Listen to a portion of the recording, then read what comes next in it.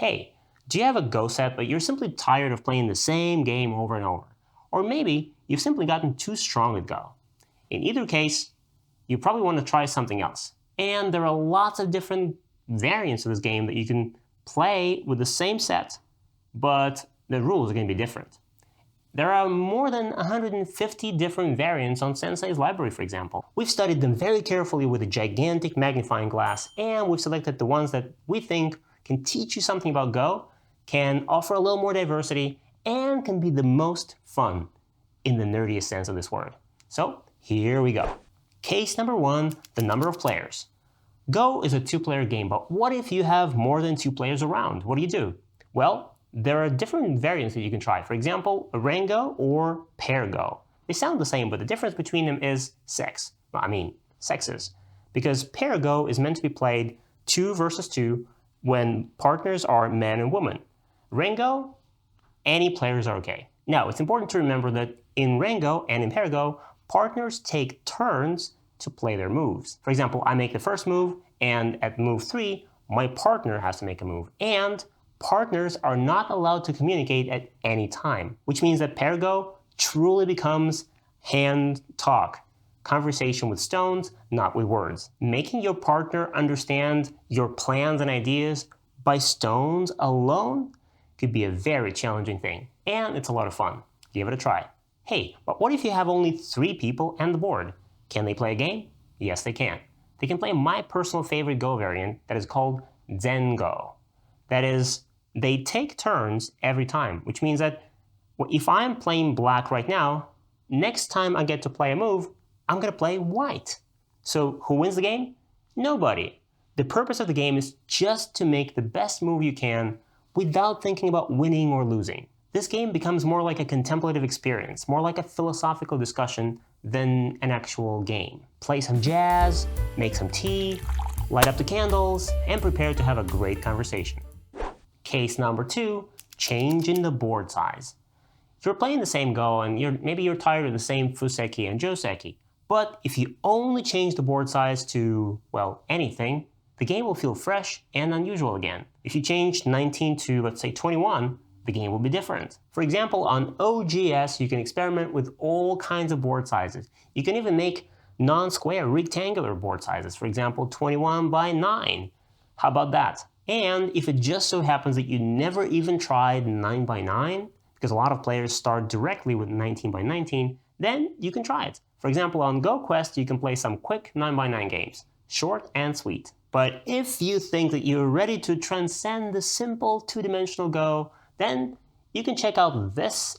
There you can play Go on a cylinder, or on a square, or in a triangle, or in a cube, or even in a Mobius strip. Those things are truly crazy.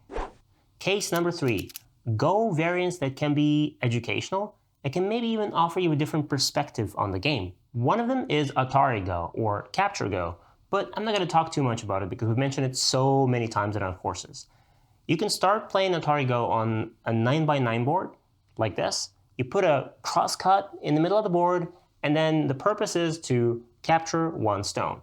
Whoever captures the first stone wins the game. It's great for beginners because it teaches them to see Atari, and it's also great for advanced players because it pushes them to be tactically sharp. And you can play Atari Go right there on Go Magic. And another educational Go variant that we've mentioned so many times in our videos is Survival Go, or Kill All Go. It looks like this. We have 17 stones on the board, and white makes the first move and has to survive here. 1 living group and white wins. If black kills everything, black wins. It's that simple. Well, with practice, it's been discovered that actually on a board like this, with 2 evenly matched players, it's a little easier to live. So even though there are 17 stones here, white starts playing, and it's going to be very difficult for black to kill everything. And if you want to make it even more difficult for the white player, you can change the 17 stone setup to the black cage like this. White plays first, and it looks like it's going to be 1 simple task of living here. But in fact, with the black stones all around, it's even more challenging than with the 17 stones. Every cut, every letter, every attack works in black's favor here. So give it a try. If you're bad at attacking and killing, then you should try playing this game as black. If you're bad at making sabaki or living, then you should practice this game as white. What an incredible game exercise. If you want a bigger challenge, you can try playing blind Go. This is when your opponent is playing as always, and you play without looking at the board, just by calling out the coordinates where your moves have to be played. Okay, no, I'm kidding. Blind Go looks incredible in movies, but it's an impossible feat in real life. It's very hard even for strong players. So if you can manage to play a game like this up to the very end, you deserve a gigantic trophy. But what you can actually try instead of this is one color Go. This is when both players start with only stones of one color, for example, white. And they have to remember that these stones are black and these stones are white. Both players have to keep track of whose stones are where. Not so easy, right?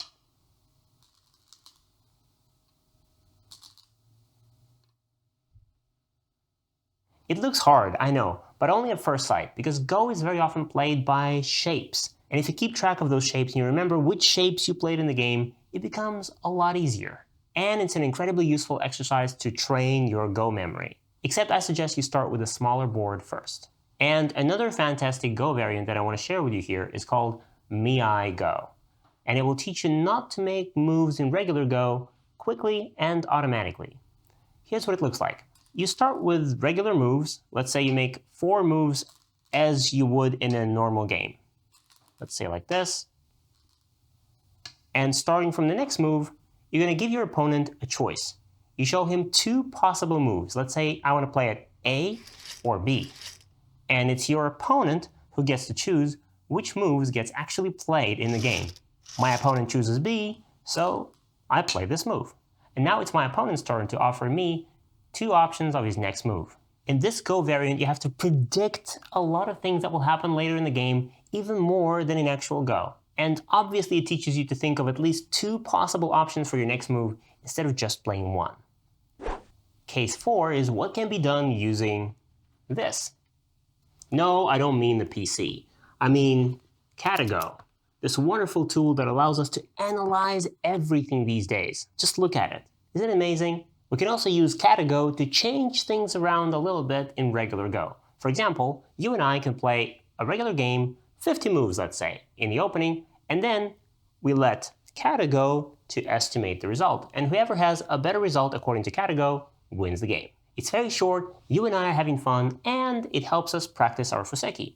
Or we could do the same thing with the endgame. Katago can generate a random position in the endgame, or we can just take any regular pro game that is close, sometime 100 moves before the game is over. And then just finish that game. Try to play the best endgame we possibly can. And if in the pro game Black won by 2.5, and in our game I lost by 20, then we know that my endgame is probably terrible. And finally, we can also use Katago at what it does best, giving hints. And then you can decide how much each individual hint is going to be worth in points. For example, you can estimate the score for, let's say, 3 points. And you can find out whether you can Tenuki or not for 5. And then you can find the best move in a given situation for 7 points. And you can analyze the whole position for 30 seconds for 10 points. It's up to you to decide when you're going to use those hints, but you should remember that every time you use them, you're losing points. So you have to keep a balance there. As you can see, there are lots of ways in which AI can not just teach you how to play better, but make the game different and fun. Alright, I know what you're thinking. All of those Go variants that I'm offering you are for people whose brain is bigger than their skull. But what about some fun? Well, if you want to have some board game kind of fun, then I suggest you try this. This game is called Dango. By the way, Dango is the name of this shape in Go. Or it's also known as Poker Go. When you have 2 decks inside, like this, and one for black and one for white, you shuffle the decks, you shuffle all the cards before the game, and before each move, you're going to take 1 card. Let's say I'm black, and before I move, I open 1 card, and it tells me that I have to put this shape on the board. So instead of playing any regular stone, I choose a place where I will put this shape. Let's say right here. And that's going to be my first move. And then my opponent does the same thing, opens a card, and the card will tell him what action has to be done. This game is crazy and unpredictable, and even if your opponent is a lot stronger than you never know who's going to win in the end. Because in Dango there are also action cards that make the game completely bananas. Sometimes they tell you to put 2 or 3 stones on the board at the same time, or maybe even change the color of the last move that your opponent just played. If you want to give this game a try, there's a link under this video that will let you download these cards in PDF. You can print them and try this game with your friends. And if this game sounds a little too chaotic to your liking, then there's one more called Joker Go, where you use the same cards without any extra actions, and this time you can choose when you're going to use each card. So you play a game of regular Go, and at any point, if you decide to use a card, you just say, I'm using this card, and you play a crazy shape on the board.